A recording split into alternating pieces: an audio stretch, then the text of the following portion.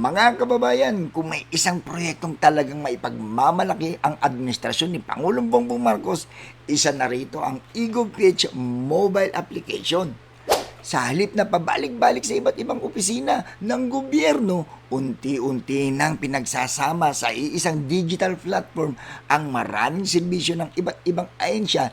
Iyan ang layunin ng eGovPH.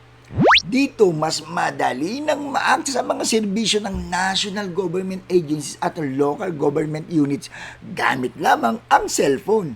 Hindi lang ito tungkol sa teknolohiya. Ito ay tungkol sa pagtitipid ng oras, gastos at pag-iwas sa mahabang pila. Ito ang direksyon ng bagong Pilipinas, isang gobyernong mas mabilis, mas moderno at mas madaling lapitan ng bawat Pilipino.